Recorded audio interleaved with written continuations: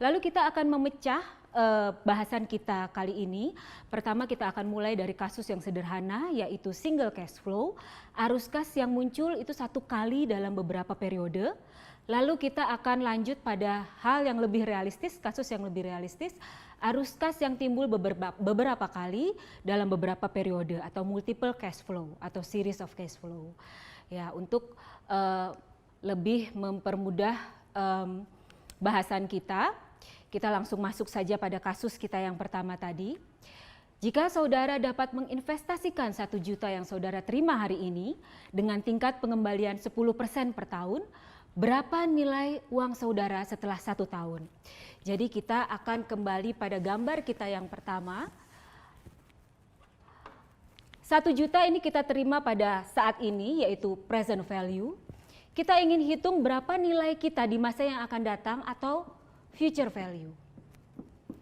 Tentu nilai kita ini akan berkembang menjadi kita akan nilai future value kita, nilai uang 1 juta kita di masa yang akan datang, ini akan terdiri dari pokok, yaitu 1 juta, yang kita miliki di tahun ke-0, ditambah dengan kesempatan untuk bertumbuh, bunga yang akan kita dapatkan yaitu sebesar 10%, yang merupakan tingkat pengembalian yang cukup tinggi untuk sebuah investasi, yaitu bunga, yaitu sebesar 10% dari 1 juta, yaitu 100.000. Sehingga nilai uang kita, future value kita pada tahun pertama itu adalah sebesar 1.100.000. Sehingga apabila nanti kita notasikan di sini bagaimana cara menghitung future value. Future value adalah nilai present value kita, yaitu adalah nilai pokok kita ini ditambahkan dengan nilai pokok present value dikalikan dengan I atau interest. Atau kita singkat lagi, present value kita kalikan dengan 1 ditambah dengan I. Ya, kalau kita breakdown otomatis akan menjadi sama. Baik, sekarang kita perpanjang lagi kasus kita. Kita panjangkan lagi masalahnya menjadi kasus yang berikutnya, yaitu jika saudara dapat menginvestasikan 1 juta hari ini dengan tingkat pengembalian 10% per tahun, berapa nilai uang saudara setelah 2 tahun? Untuk bisa memvisualisasikan masalah ini kita akan gambar timeline lagi. Waktunya kita panjangkan menjadi 2 tahun.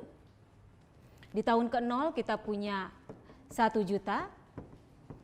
Dan kita tahu bahwa tingkat bunga sebesar 10% di tahun ke-1, uang kita berkembang menjadi 1.100.000.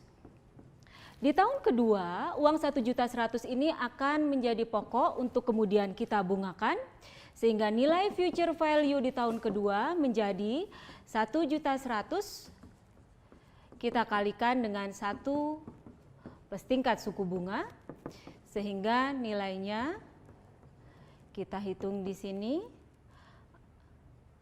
110.000, 10% dari 1.100.000 menjadi 1.210.000. Dan bukan 1.200.000 karena dibungakan 2 tahun, tapi kita juga sadar bahwa bunga yang kita peroleh dari tahun pertama dia memiliki kesempatan bertumbuh untuk menghasilkan bunga yang lebih besar di tahun kedua. Uang kita di tahun kedua ini adalah uang pokok kita plus bunga di tahun ke-1, dia akan menjadi pokok di tahun kedua, ditambahkan dengan tingkat bunga yang kita dapatkan di tahun kedua. Sehingga uang kita di tahun ke-1 tadi kita sudah bahas menjadi 1.100.000, ditambahkan dengan bunga di tahun kedua yaitu 110.000, sehingga nilai uang kita future value di tahun kedua menjadi 1.210.000. Kenapa tidak 1.200.000? Karena uang kita yang dari tahun pertama tadi yang 1.100.000, bunga yang kita dapat di tahun pertama dia memiliki kesempatan untuk bertumbuh di tahun kedua, ya. Jadi nilainya lebih besar dibandingkan dengan 1.200.000. Sehingga apabila kita buat ini menjadi suatu formula atau suatu rumus, kita bisa lihat future value, nilai dari masa yang akan datang adalah nilai present value dikalikan dengan 1 plus tingkat suku bunga atau I, kita pangkatkan dengan N. N ini adalah periode waktunya.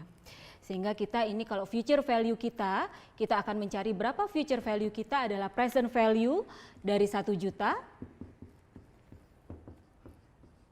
ditambahkan dengan 1 plus 10%, di mana periodenya kita tadi 2 tahun ya, jadi 2, sehingga ini menjadi 1.210.000. Lalu kita lihat lagi di sini, ternyata kalau kita perhatikan di sini bahwa kita lihat kita panjangkan kasus ini menjadi 5 tahun. Di tahun pertama uang kita menjadi 1.100.000, tahun kedua 1.210.000, tahun ketiga 1.610.510 dan seterusnya sampai tahun kelima 1.948. Dan kita bandingkan kalau tidak ada proses bunga berbunga seperti ini yang kita sebut dengan compounding. By the way, jadi proses bunga majemuk ini kita sebutnya bunga berbunga, jadi pokok dan bunga menjadi pokok pada periode berikutnya. 1 juta menjadi pokok pada periode ke-1, lalu 1.100.000 menjadi pokok pada periode kedua, 1.210.000 menjadi pokok pada periode ketiga dan seterusnya. Ini kita sebut dengan compounding atau bunga majemuk atau bunga berbunga. Jika kita bandingkan tidak ada proses compounding ini, di tahun kelima ini kita hanya mendapatkan 1.500.000. 1 juta dari pokok dan 500 dikalikan dengan 1 juta sebagai bunga. Tapi bukan begitu kita menghitungnya. Pada aplikasinya yang kita terapkan di sini adalah konsep bunga majemuk atau compounding.